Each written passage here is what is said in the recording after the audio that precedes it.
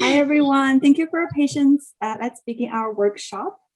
I think I have already met some of you either in my previous workshops or at other CTL events. It's great to have you again in this workshop. For those who haven't met me before, my name is Yunyi Chen. I am an educational developer at the Center for Teaching and Learning, and my profile has a focus on program and curriculum globalization. I've been in my position for over 2 months now. I know to some point I have to stop calling myself a new educational developer. I still feel quite new to our community, and there's still a lot for me to learn and to explore. Okay, so welcome everyone to this workshop. At the very beginning, I would like to make a land acknowledgement that Queen's University is situated on the traditional Anishinaabe and Haudenosaunee territory. I will be moving over in about 3 weeks to live, learn, and explore more about this land.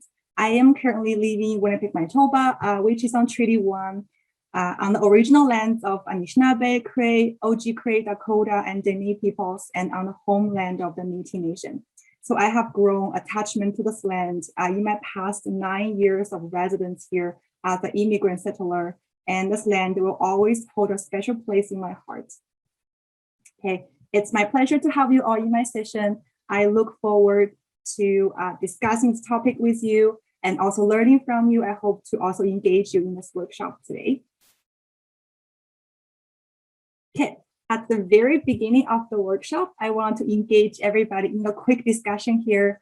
If you could please share with me and share with each other what brings you to this workshop, that would be great. Because I want to know, what do you want to get out of the session? What do you want to walk away with, and your expectations and needs about this topic? Because this is a brand new workshop. I never offered this workshop before. It's my first time offering. So it will be great if I hear your needs and expectations, then I can keep them in mind when I revamp the workshop or when I develop other workshops about the same topic. That'd be great. So if you feel comfortable, I would highly encourage you to unmute yourself to share with us. Or if you want to please type in the chat, that's also great. Okay, thank you so much, everyone. I'll just pause now to let you share your thoughts with me.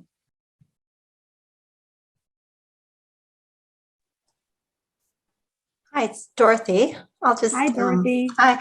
I think in our program, we're really looking at how we are, I guess, inclusive and diverse in our teaching. And, you know, we just recently did kind of this audit to see, you know, in our program, we use a lot of cases and case studies.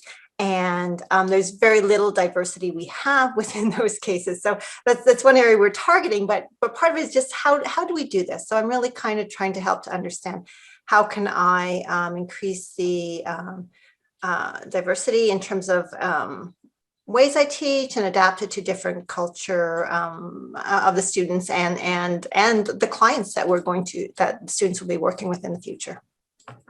Okay, thank you so much, Dorothy, for sharing. I think there's a few of you shared in the chat here. Let me quickly take a look.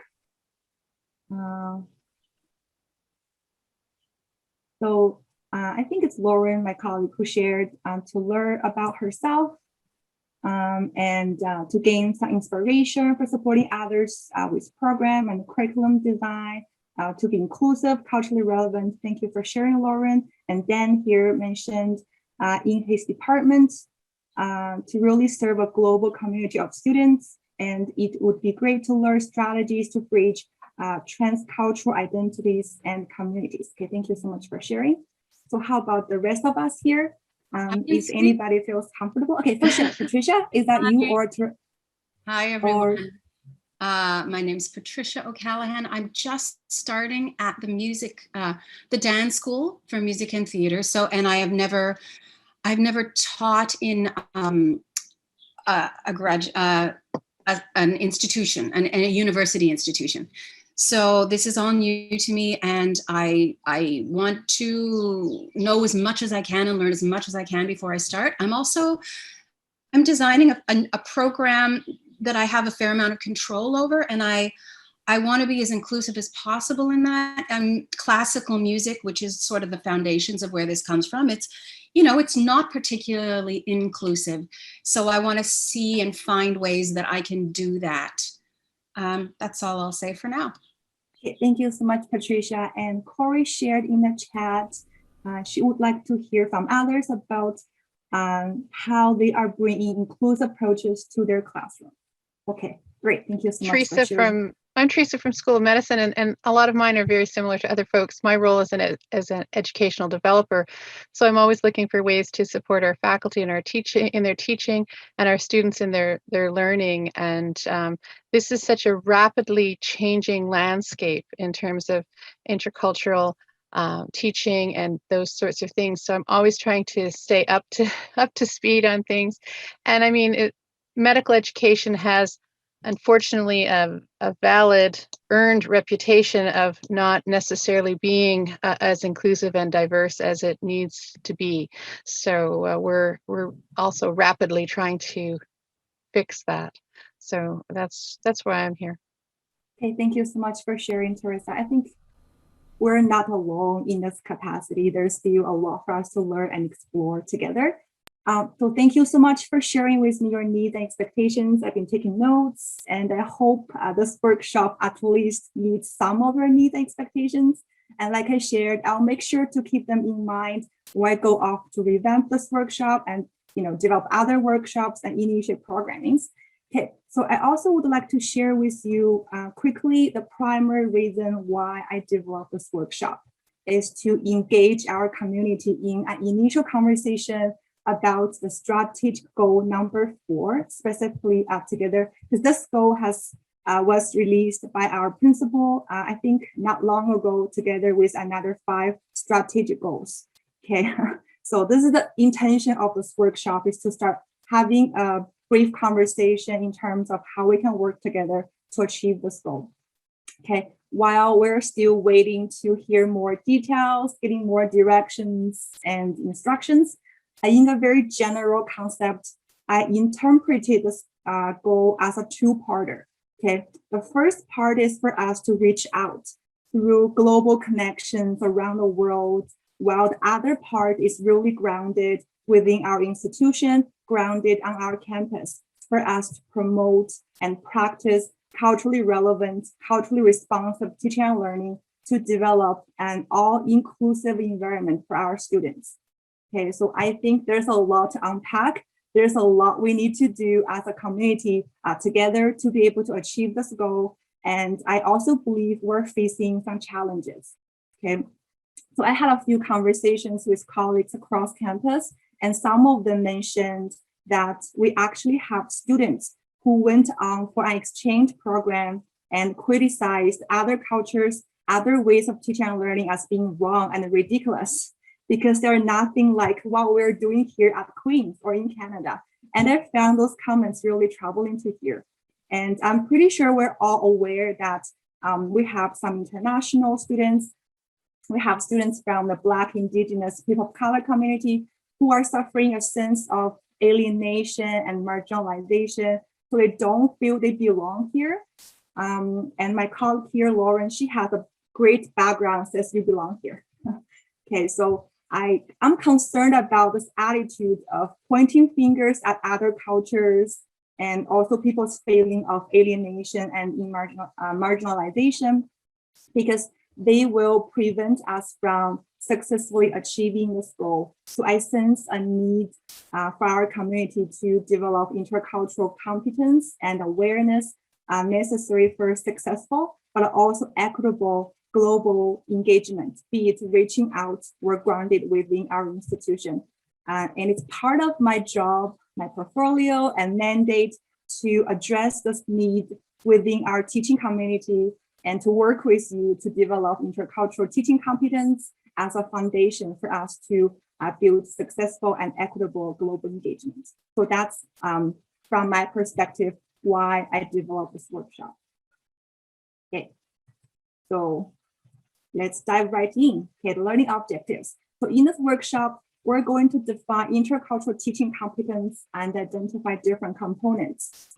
Okay, we're also going to explore together different definitions of a culture and discover cultural orientations.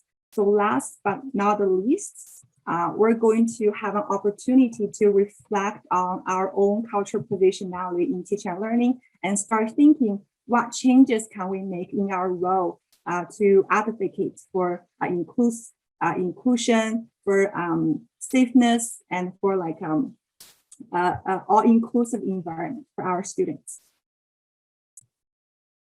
Okay, so first thing first, let's talk about intercultural teaching competence. Okay, as usual, I would like to do a very quick survey within our group today. So if you have learned about this intercultural teaching competence and you're really familiar with it, please type yes in the chat.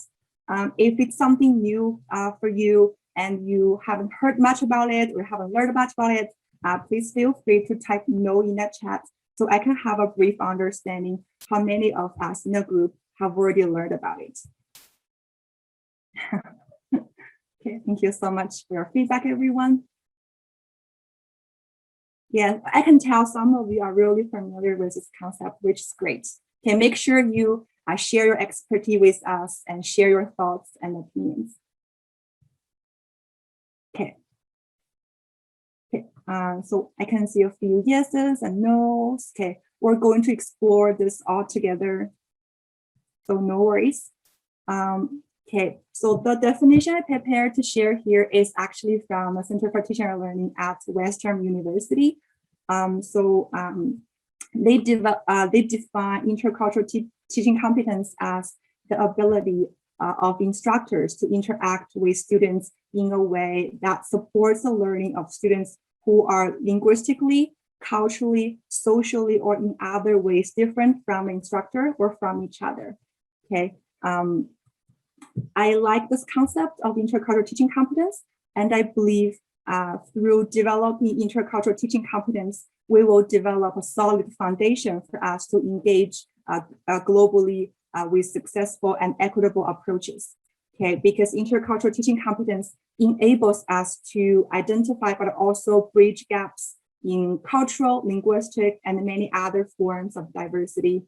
It allows us to communicate successfully across disciplinary contexts and cultures, and also helps us establish meaningful relationships with and among our student groups to be able to facilitate dialogues around critical issues, global issues in a respectful, inclusive, and appropriate manner. Okay, so that's my plug for intercultural teaching competence. For us to develop intercultural teaching competence, it takes a few steps. We will have to, first of all, develop the foundational competence, okay, which requires us to have some basic knowledge of our own cultural positionality in teaching and learning, and also we will need to have the ability to respond to cultural differences. Okay, you will have this PowerPoint after my workshop, so don't worry if you're busy writing down all the notes. Okay, and the second level, we will need to develop facilitation competence to help us create a safe and inclusive learning environment and promote dialogue in a cross-cultural setting. Okay, we'll also need to engage in curriculum development competence. So we will need to enrich our curriculum with diverse perspectives, paradigms, or discipline approaches. So you can see here, we have a lot to do to be able to develop intercultural teaching competence. And in this one workshop, we're only focusing on the first part, is to develop some basic knowledge of our cultural positionality in teaching and learning.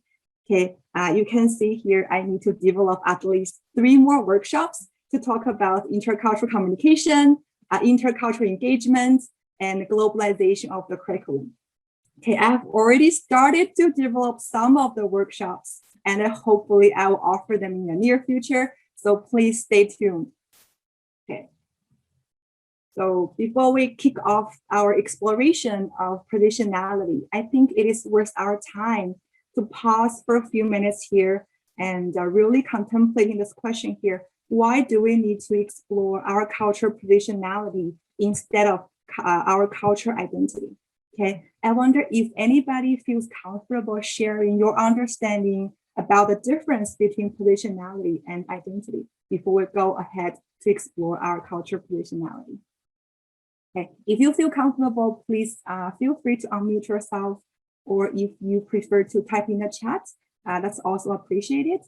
So what's the difference between identity and positionality?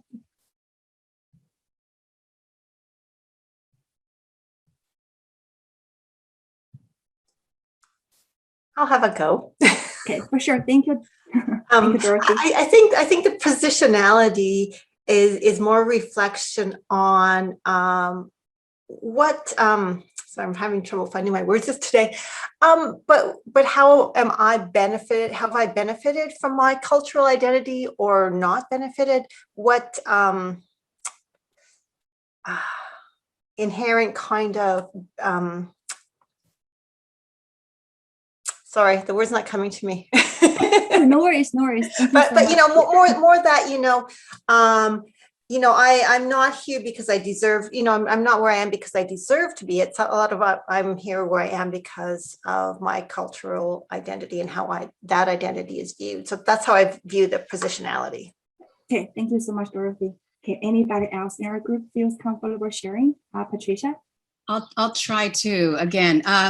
I mean, maybe positionality is more, so identity is how I identify myself culturally, and then positionality is where I am positioned in all of the other cultures that I may not even be aware of. I may not even be aware of the privileges that that particular position brings. So other people's perspective as opposed to my own.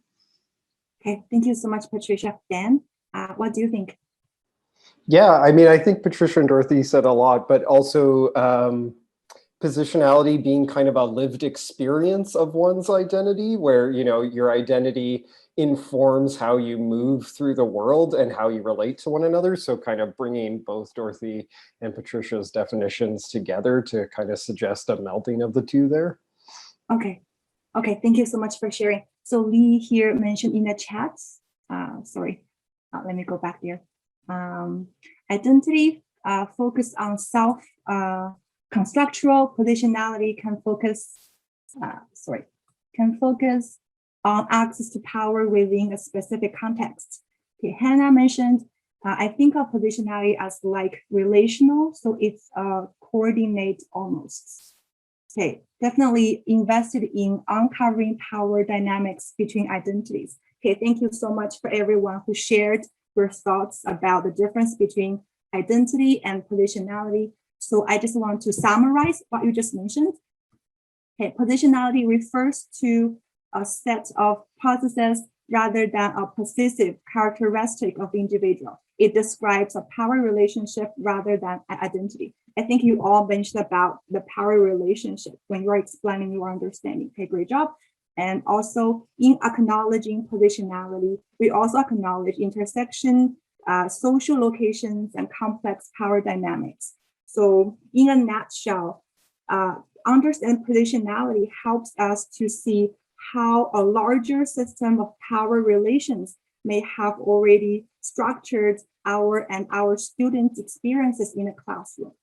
Okay, in conflating positionality with or as identity, we may come to understand both as being static or fixed rather than socially constructed and malleable. Okay, this misunderstanding may lead us to, especially the ones of us who are from positions of power or privilege, to reject to the call to participate in change because we understand who we are as defined by our identities, not by our actions. So it might be in the case that people start thinking, okay, so I am born into this dominant group. I was born with certain privileges. Okay, it's not my personal choice to be part of the settler colonialism culture. So what could I do? I can't not change anything like that. By looking at positionality, we're trying to see that there is an agentic role that we can all play in altering the dominant relations of power. We can all do something to make changes, to push for changes for social justice and educational equity. So by exploring positionality, we're moving one step forward then not just looking at who we are, but start thinking what we can do, what changes we can make to advocate for equity, diversity, and inclusion and indigenization. Okay, so that's the important difference between identity and positionality. So let's carry this importance in mind and go off to start, thinking our culture positionality. So we're going to use a scaffolded way for us to take a few steps to start thinking, reflecting, and exploring our culture positionality. Okay, and the first step we're going to take is to develop a better understanding of what culture is. Okay, I am pretty sure everybody of us here has our own understanding of culture. Okay, so what I would like to do is to invite you to participate in a word cloud activity. Okay, to post one word that you can use to describe culture, or we can start thinking what might be the first word or image that comes into our minds when we think of culture. Okay, so I also would like to acknowledge that culture, the term itself, has Eurocentric roots. So our indigenous communities may prefer to use a different word or use a different concept to describe this phenomenon and its everyday occurrence. So I also would like to encourage you to share with us from your own ethnic perspective or background what culture means to you, and maybe what other concepts we use to replace culture. Okay, so if you can please go to menti.com and enter the code 6868822, so you will be able to enter one word at a time, but please feel free to enter as many times as you want. And also I may want to switch over to the word cloud activity. Okay, just 1 second.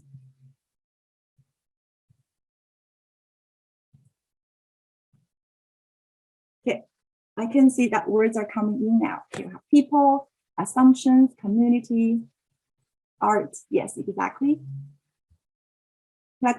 Collectivities. Okay. Tradition. Yes. Language.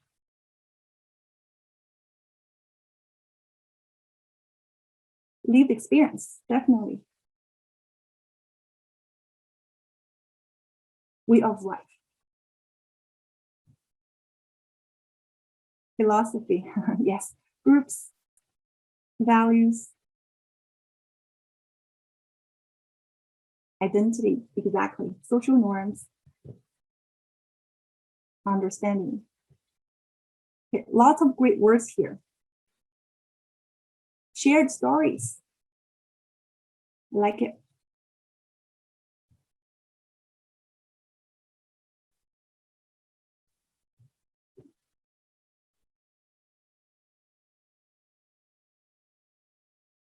Ceremonies, history, teaching, worldview, all great words here. Thank you so much, everyone. Encounters, music, habits,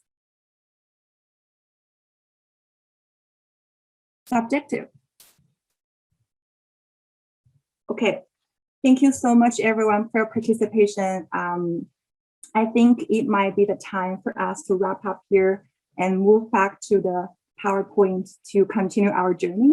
So I think we've already made a great job to make all the connections with the concept of culture, and we've captured lots of key traits and features of the concept of culture.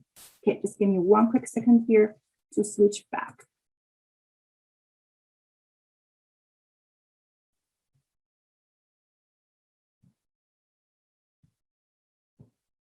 Okay, so now we're going to explore one definition of culture in a realm of culturally responsive practice. So this definition is composed of 3 parts. Okay, we're going to explore this also through a scaffolded way. Okay, so the first part of the definition says, culture is a dynamic system of social values, cognitive codes, behavioral standards, worldviews, and beliefs used to give order and meaning into our own lives as well as the lives of others. Okay, so at this first level, culture is viewed through a developmental kind of model and it is described as constructed through our lived experience. Okay, therefore, culture should not be considered as, let's see, static, variable, nor it is something like fixed entity that we can all carry as a singular item. Okay, so in a culturally diverse environment, it will be very dangerous for us to assume or attempt to present monolithic or single stories for all groups of people, okay, because that will position us in a scenario as cultural blindness. Okay, we may tend to believe, okay, what difference are you talking about? We're all human beings, we're all the same. Okay, this kind of belief is only based on the very bottom basic level of our human behaviors, okay, where we're all alike in certain areas, but those areas are very limited. In fact, we're all very different in many different ways, in multiple ways, and culture is one of the influential factors that differentiates us. Okay, so by speaking of culture, we probably have noticed oftentimes we attach a group orientation to the concept of culture. Okay, it's still dangerous if we assume culture as a fixed entity that particular characteristics can be attributed to people from the same geographic places or to people who share similar ancestry or tradition, because that way we're positioning ourselves in a scenario of cultural stereotypes. Okay, it's something we need to avoid because cultural stereotypes, particularly negative cultural stereotypes, are actually prevalent in our educational setting and in many other settings in our life. Okay, we should always picture culture as dynamic, interactive, complex, and changing. Okay, because we are all unique at the individual level. There's an importance for us to avoid scenarios of cultural blindness and stereotypes in which diverse groups are treated as homogeneous. The differences within international and national boundaries are obscured, and a hegemonic notion of culture is presented as shared by all members, which is oftentimes not true. Okay, so let's move on to the second part of the definition, which says, even without our being consciously aware of it, culture strongly influences how we think, believe, communicate, and behave. And this in turn affects how we teach and learn.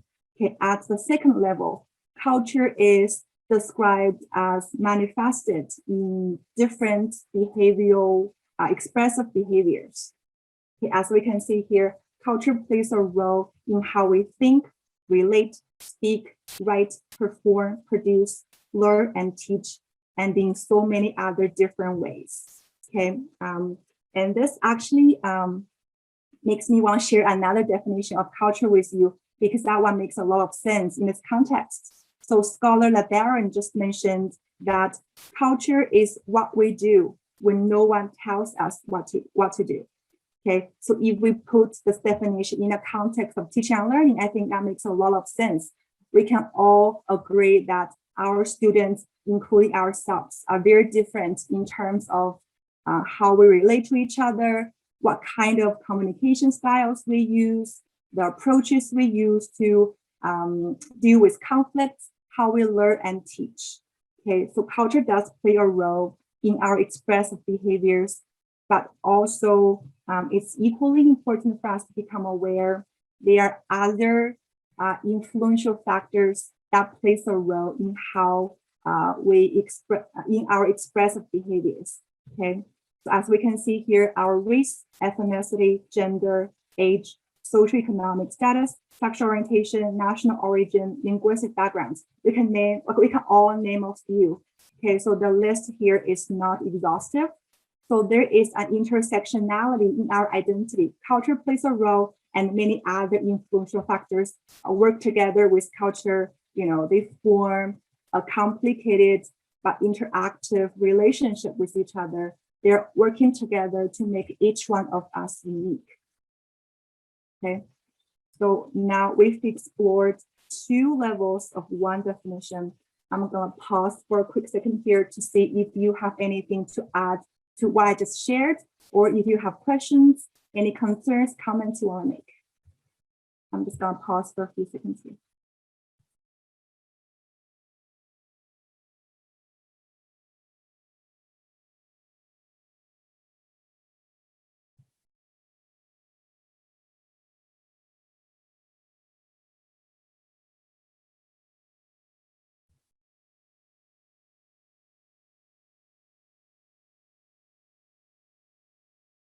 Okay, I don't see any questions coming, so I assume we're doing fine.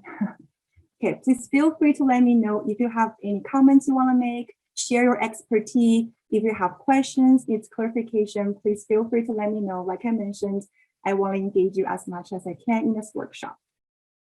Okay, so we don't have questions for now, so hopefully you have some questions later. To better help ourselves understand the role culture plays in our expressive behavior, there is a need for us to explore more about the cultural orientations we all have. Okay, so what we're going to do is to do a red and blue activity. So we're going to check a few pictures, and then I will put you in small groups to have a very brief discussion to try to interpret what kind of cultural orientations or what kind of cultural differences do those pictures represent, or do those pictures tell us. Okay, so those pictures are developed by a young artist, maybe not young anymore. Her name is Liu Yang. She was born in China, and she moved to Germany with her parents when she was young. And she experienced cultural differences in the so-called Western and Eastern worlds. And she developed a few pictures to share with people the cultural differences she experienced. So my colleague Sandra has already shared the link in the chat. The link will take you to the pictures, and we're going to start a breakout session. I can only give you about 5 minutes to have a brief discussion, and then we will come back to dive deeper into cultural orientations. Okay, so Sandra, whenever you are ready, I think we can now go into the breakout session. So make sure you click the link before you join the breakout session. Okay, welcome back, everyone. I hope you at least had some kind of conversation with your colleagues and interpreted some of the cultural orientations.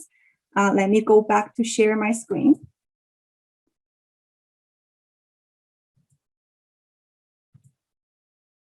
Okay, I apologize. I don't have time for everyone to debrief because I want to save some time for us to do a big reflection on our cultural positionality later. So please excuse me for that. So we're going to all debrief together, okay? So based on the traditional literature of intercultural competence and intercultural sensitivity, so there is a roots which a functionalist theory of scholars have established conversations about cultural orientations. So I think we can all name a few, such as Garrett Hofstede and Edward T. Hall. So according to whom, okay, there's different cultural orientations in relation to our being, thinking, doing, learning, and teaching. Okay, so they are now in total 10 groups of different cultural orientations, but I only included a few in the workshop for reference. Okay, so they have cultural orientations in power relations, in communication, in individualism, in time, and structure. So I wonder if you mentioned anything in your group discussion about the different cultural orientations in those groups. Okay, so we don't have time to go through all of them, so we will just quickly dive a little bit deeper into one of them. Let's take a look at the power distance as one of the cultural orientations. Okay, as we can see here, there are two orientations in general under power distance, hierarchy and equality. So under hierarchy, there's emphasis on titles and roles. People with power are in general both respected and feared. Subordinates are dependent on superiors, expect directions. So those are only a few examples, and they're small into a hierarchy here.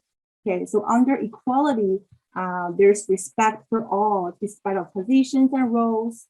Those people with power are not necessarily respected nor feared. And subordinates and superiors are independent expect consultations. Okay, so while we're going through or exploring the different cultural orientations, I want to quickly point out a few pitfalls for us to avoid. Okay, so first of all, we should avoid using cultural orientations through the dichotomy or binary view. Okay, because those kind of view will lead us to othering our students based on their difference. Okay, and this kind of dichotomy view may also lead us to impose our culture, our preference over others, and believe my way is the best way, our way is ideal. If you are different from us, then you are being wrong. To really engage ourselves in this kind of a deficit model when we are interpreting the differences in our classroom, in our daily conduct. Okay, so that's something we have to avoid. And the dichotomy may also lead us to believe when people are different, when our students are different, then they are in need of redemption. Okay, that's something we definitely need to avoid. Okay, so secondly, both orientations are not mutually exclusive. Okay, instead, they are both deeply integrated into our society and in many other societies. So we have both hierarchy and equality in our society, and there is a wide spectrum of interactions between those orientations. Okay, therefore, we should be careful not to attach any cultural orientation to a specific culture or to a specific country. Okay, because I'm from China, so I can use China as an example. Okay, oftentimes I hear people say, okay, China is all about hierarchy and Canada is all about equality, so which is not true, right? So in both societies, there's interplay of both hierarchy and equality. Okay, so thirdly, I would like to propose that we view both orientations as being at one end of the continuum.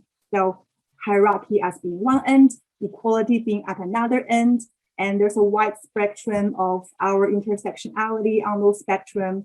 Like there's always interplay between hierarchy and equality. So we all fit somewhere on the continuum, and our position always changes depending on different situation. Okay, maybe in situation one, I am leaning towards more hierarchy, less equality. But in another situation, situation two, I might be leaning towards more to equality and less hierarchy. Okay, so as cultural orientations are also dynamic, changing, interactive, and complex. It's never black and white. They're fluid and dynamic. Okay, so I would like to really reiterate the importance for us to avoid being culturally stereotyped, but also avoid being cultural blindness. Okay, we do need to say culture plays a role in terms of determining our expressive behaviors. I think we have to ground our learning of cultural orientations in our daily observation, daily interactions with students and with our colleagues. Okay, so I wonder if anybody has anything to supplement. Do you have any questions? Do you want to make a comment at this point as how we learn or how we view cultural orientations? Just a quick pause here.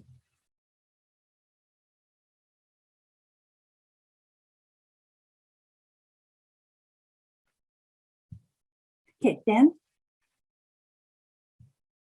I think we're I guess I have a question about, I definitely hear the point of like, we can't stereotype cultures, but I think as somebody who is seeing more and more diversity in his classrooms, I also want to respect and have an understanding of a culture and to know about it. And I think stereotypes are kind of our first entrance, could be an awful first entrance into a culture, but they do provide some sort of framework. And I'm curious how, like, is it all right to ask students about their culture and to like include that in the teaching and the learning process? Or like, I don't want to, like, I want to make sure their culture is visible in my teaching process, but I don't want to stereotype that culture as well. So other than going and doing our own research into it, like, is it all right to bridge these conversations with students? Or yeah, I think it's definitely valuable to have a conversation with our students. Because I think the reason we need to avoid cultural stereotypes is because it's fixed, right? So we picture, okay, so if you come from China, then you're definitely into the zone of hierarchy. There's no way you're being equality. So that's something we need to really avoid, right? Because oftentimes it's not black and white. We carry both hierarchy and equality into our life.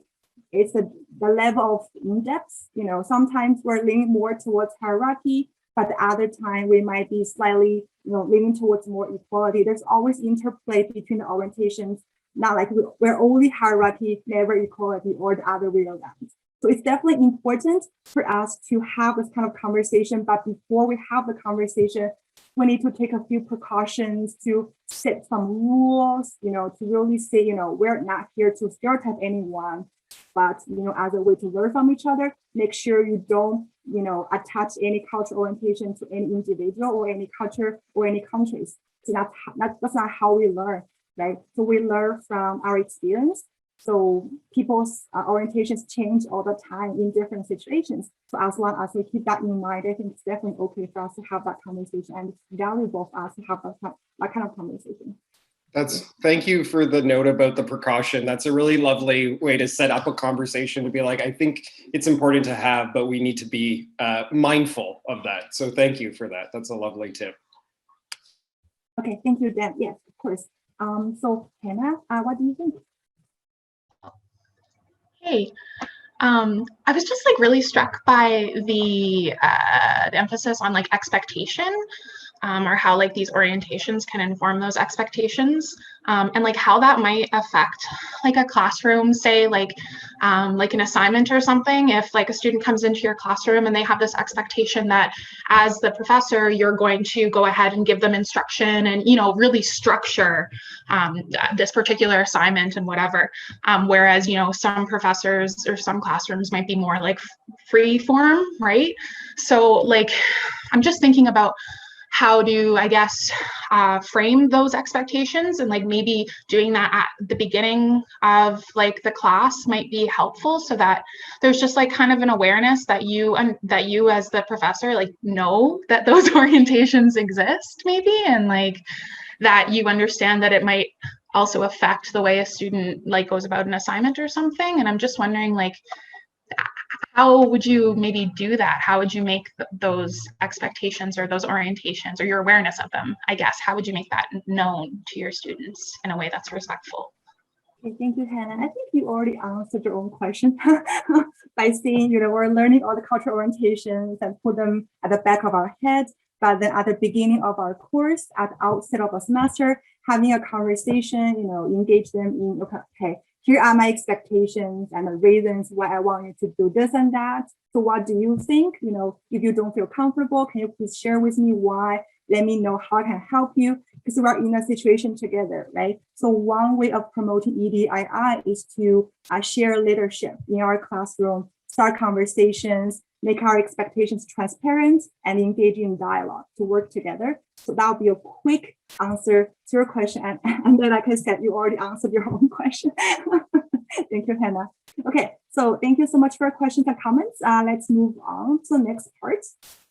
Let's check the third part of the definition, which says, because teaching and learning are always mediated or shaped by cultural influence, they can never be culturally neutral.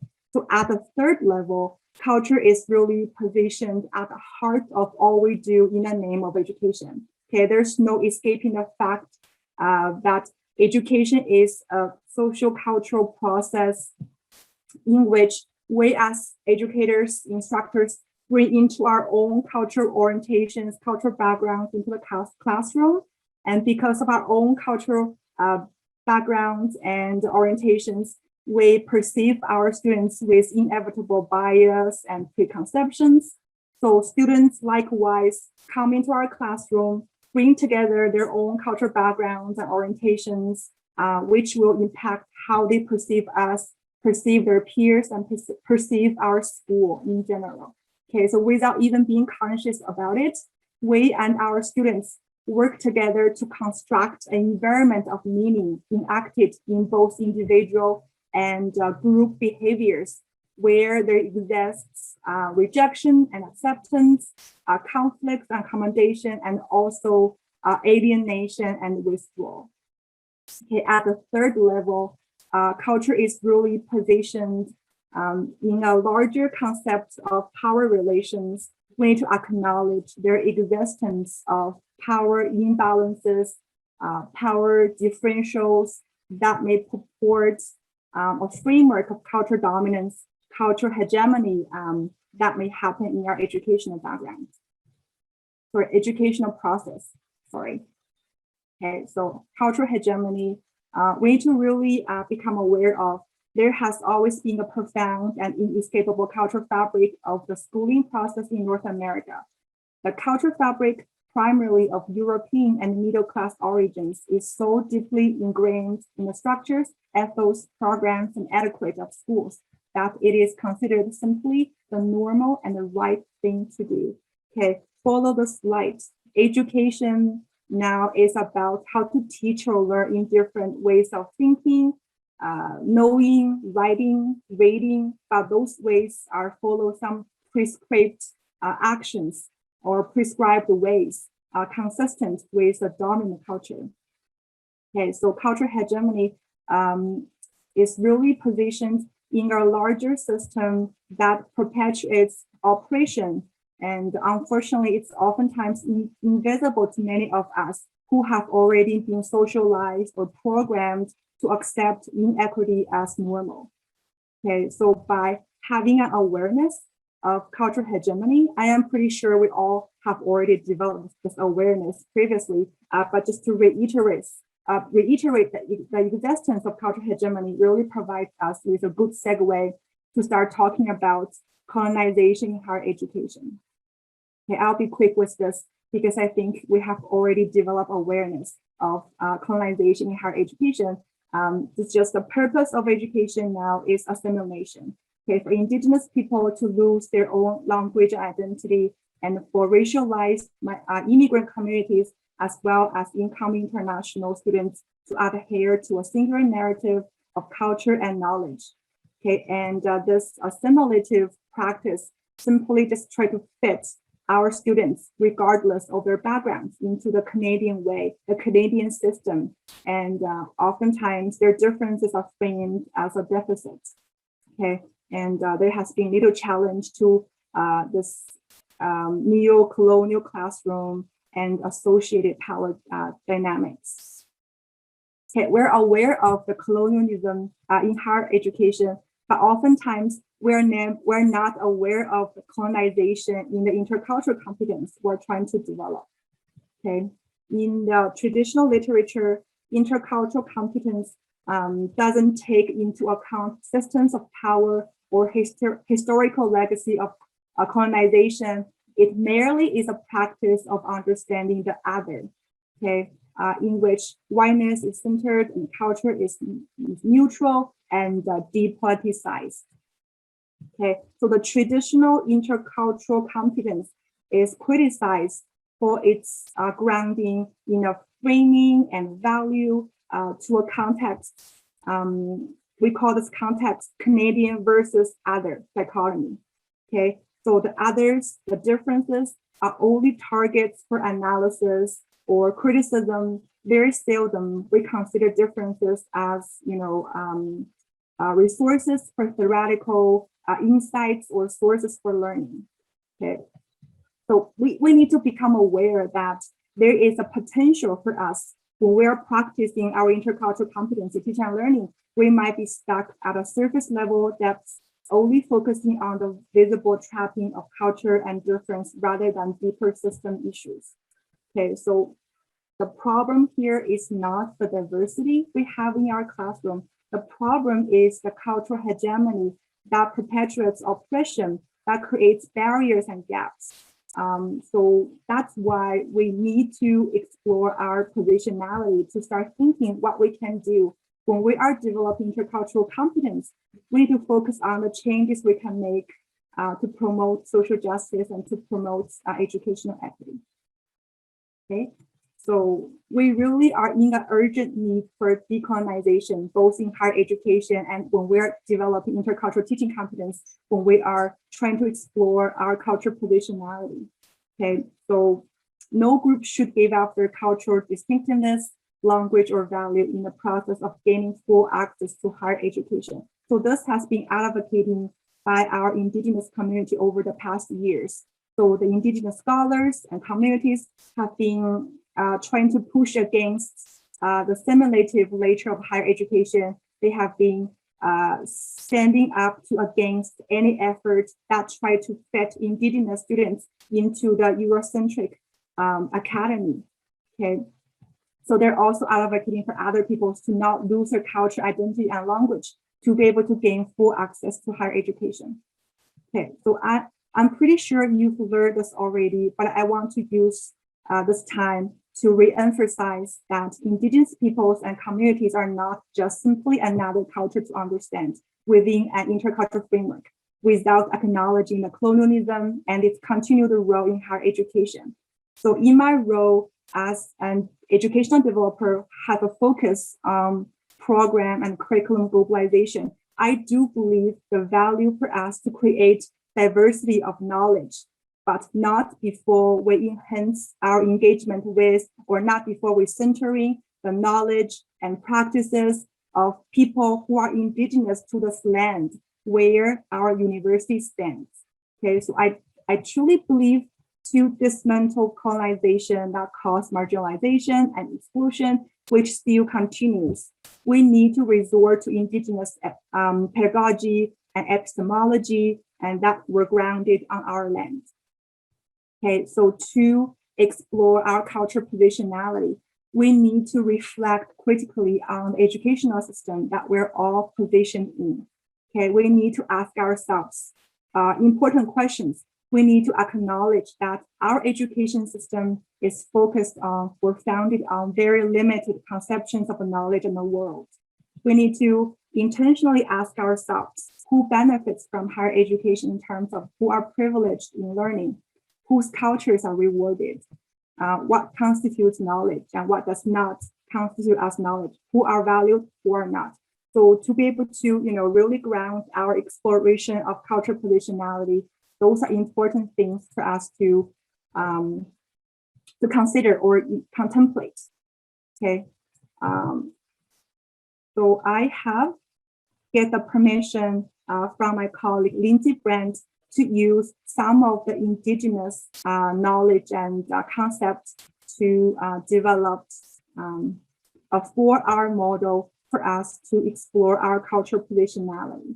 Okay, so I think there is importance for us to reflect on who we are, to cover the 4 very important aspects of mental, spiritual, emotional, and physical being of who we are. And at the center of this medicine wheel or sacred hoop, we have to position ourselves. Okay, so this 4R model takes 3 steps. The first step is for us to start exploring who we are in terms of our values, what could be our possible biases, what's our background, what's our experience, because who we are really influence our teaching, okay, in terms of strategies we use, approaches we take, and our class dynamics. And who we are also plays an important role when we are developing our curriculum in terms of what outcomes we're looking for, what assessment we're using, what content we include. Okay, so this is the first level to start thinking who we are and how who I am may be impacting my teaching and my curriculum.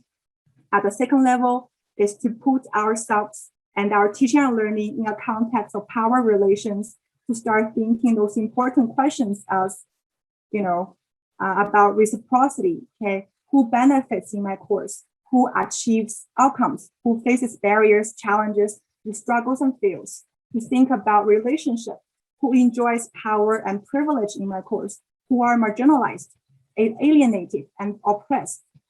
And also think about how to respect, each other in terms of whose voices and presence are valued, appreciated in my course, whose are excluded. Okay, relevance. Okay, whose history, knowledge, practices, and cultures are represented in my course? Who's are missing? So this is the second step. Okay, to position ourselves, our courses into a larger power relations. But the last step is for us to start thinking what changes we can make in our respective role, still following the 4Rs model. Okay, to think about how to create new paradigm for frameworks to bridge gaps and barriers and enhance learning experience for all our students, how to connect with students in meaningful ways, how build learning communities and share leadership in our class, how to recognize, appreciate, and respond effectively to different ways of being, thinking, doing, and knowing, and how to incorporate knowledge, perspectives, and practices to address diverse backgrounds and experience. So this is what we need to do when we are exploring our cultural positionality. Okay, 3 steps. Okay, so I think I've talked enough. So I'll leave you some time to start thinking about your own cultural positionality. So what we will do is to start reflecting on our own positionality following the 3 steps. So my colleague Sandra will post in the chat 2 links. Okay, one link is to access a digital gallery walk. So you can check other 4 groups of cultural orientations. And the second link will take you to a self-reflection guide. So you can follow the 3 steps to start thinking who I am and what I can do to promote EDII to be able to achieve successful global engagements. Okay, so make sure you access the 2 links, and then Sandra will put us back to the breakout session for about 15 minutes, and then we will come back to debrief our discussion or reflection. Okay. If you have any questions, please feel free to let me know. I'm here to answer any questions. Okay. Thank you, Sandra. Hi, everyone. Welcome back. I know 15 minutes not enough. I know. Sorry, my apologize. That's all I can do. So hopefully when we move to face-to-face, I can ask for a 2-hour session or something. And I also feel sorry that some of you had tech issues or kicking out of your breakout session. You know, we do what we can. Sorry about that. So hopefully you have some conversations with your colleagues about yourself in terms of cultural positionality. So anybody or any groups want to share with the rest of us something about your reflection or something you heard from your colleagues you think is worth sharing with the rest of us, please feel free to take the time, also ask questions, making comments, or, feel comfortable to disengage. I guess maybe I'll jump in. I shared a story with the 2 folks in my group. Years ago, I was working I'm from New Brunswick originally. I was working at another university, and not as a teacher in another capacity, but I used to get really, really frustrated with our Indigenous students because they never showed up on time for meetings with me. And I was a lot younger then too, so I didn't have a whole lot of patience. And I thought it was very disrespectful. We have an appointment, they don't show up, they show up half an hour late. What's up with that? But over time, I developed a pretty good working relationship with a couple of students. And one day I said, listen, can you explain this time thing to me? Like, I don't get it. And they very graciously explained it. And they explained it to me in terms of relationship, which wasn't anything that I had considered before. And they talked about, before we come here, if we're in a conversation with someone else, we're not going to say, oh, sorry, I've got a meeting at 2, I got to go, and end that. But it really made a lot of sense, because once they arrived, whatever project we were working on, they were all in.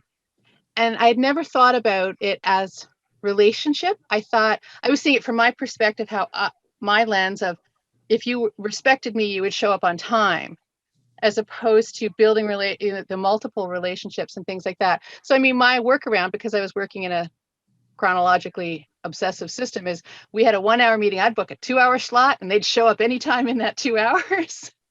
And we would do that. But the relationship part really stuck with me. And that's been huge for me with a lot of things. That was over 25 years ago, that conversation. It was really eye-opening for me, that how I understood time was not necessarily how everybody understood time.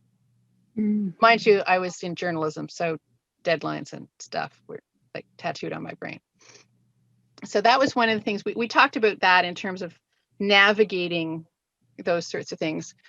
Joe and Patricia might have other things, but that was the relationship aspect of so many of these things seemed to be really key. And the lesson for me is ask in a respectful way. I didn't say, why the hell don't you show up on time? It's just ask. Thank you so much, Teresa.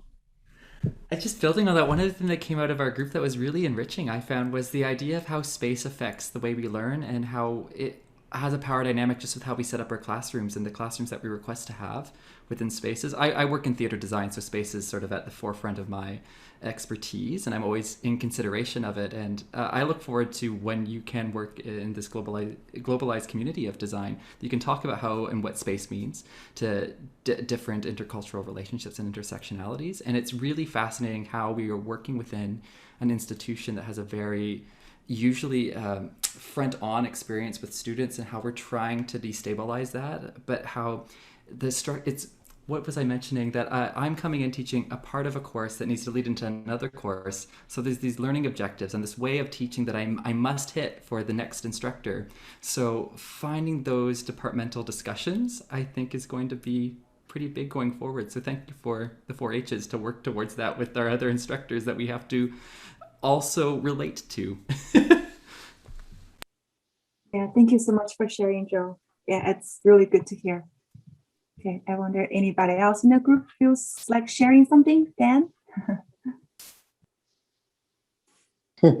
Yeah, we were discussing in terms of relating, we had actually brought up the topic of humor. And I think that, one of our group members kind of pointed out how humor can be something very challenging and difficult. It is used to help communities and classrooms maybe bond, but it's also something that could be very isolating or an othering if your style or what you are making humorous is not familiar to everybody in the room. And I'm actually really curious, like, how we use humor, because like I've always been taught as an educator, like, never use humor, but it's unavoidable and it helps students relax if you do it well.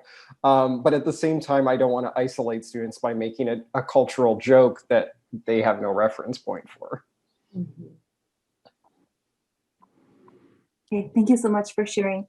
I have a lived experience when I was like really young to watch like American-made movie. So in the movie, everybody was laughing. I remember me and my family were sitting there like, oh, what's funny there? Like, I don't think it's that funny. We didn't laugh. So, yeah, there's definitely cultural difference in how we interpret humor. Thank you so much for sharing that.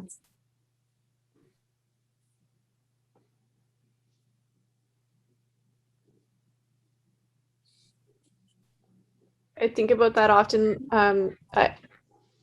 I have these moments of pause when I might use a certain expression, like keep my eye on it. And those are the moments where I pause and like, what am I even trying to say? Because that's not necessarily something that translates well to people who might not understand that expression. So I can't think of others, but there's times where I go to say something a certain way, and that's where I pause and I'm like, doesn't make sense. I have 2 kids on the autism spectrum. Some of those expressions drove my kids just batty trying to figure, even that expression drove my kids batty.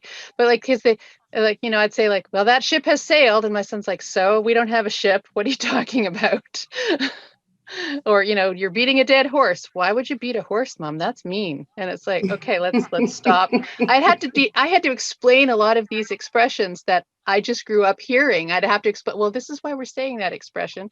And then it's like, well, why didn't you just say so? Like, yeah, I guess. But you're right, Lauren. There's so many things. And even when I moved from New Brunswick here to Ontario, there were some expressions that I would hear and I'd be like, never heard that before. It's only 2 provinces. This is another planet. As a fellow Maritime, I can attest. Look at me like I was really from someplace else. Until I met some rural Ontarians and they were just like me.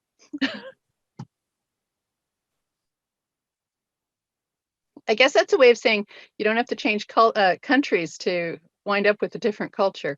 It really was a shock to me when I moved here.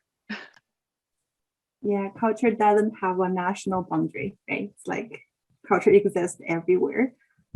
So I'm really mindful of our time here. We're 2 minutes to, I think it should be 2:30 in Ontario. It's 1:30 in Manitoba.